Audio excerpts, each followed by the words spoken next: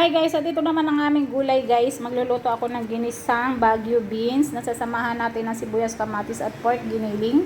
At lalagyan natin yan ng soy sauce. Ay ano na lang guys, ang ilalagay ko pala hindi soy sauce. Yung ano na lang, oyster sauce. Yun na lang ilalagay natin guys. At sasamahan natin dyan ng pampasarap ang ating magic. Na sumasarap talaga yun. Ayan. Yan ang gulay namin for today's lunch guys, ang Baguio beans. Ito na nga guys, at magluluto na tayo ng ating gulay for lunch guys. Ayan, ito. At ito'y may init ng kawali natin. Maglalagay na tayo ng oil.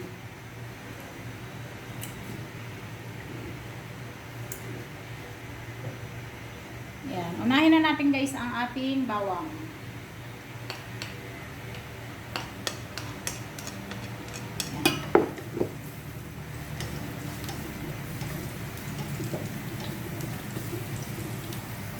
Sunod naman natin guys ang ating onion.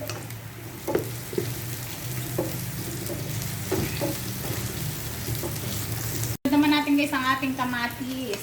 Pampaganda ng kutis. Dapat lagi kayong kumakain ng kamatis.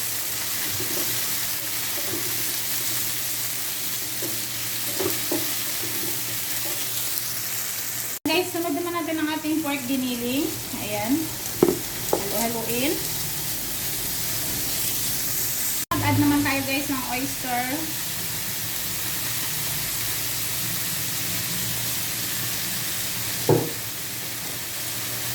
Asin.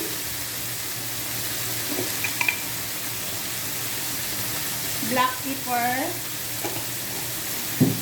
And then ang magic. And then nilagay natin guys ang ating gulay. Ayan. Okay na yan guys. Halo-haloin lang natin.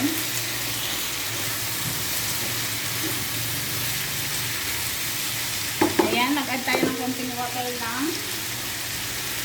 Ayan. Takpan natin guys. Hintayin lang natin maluto. Tapos, okay na yan guys. Ayan guys. Kumulo na yung ating gulay. At haluin lang ulit natin. Para ma-mix. Ayan. Sarap nito guys. Ang bango.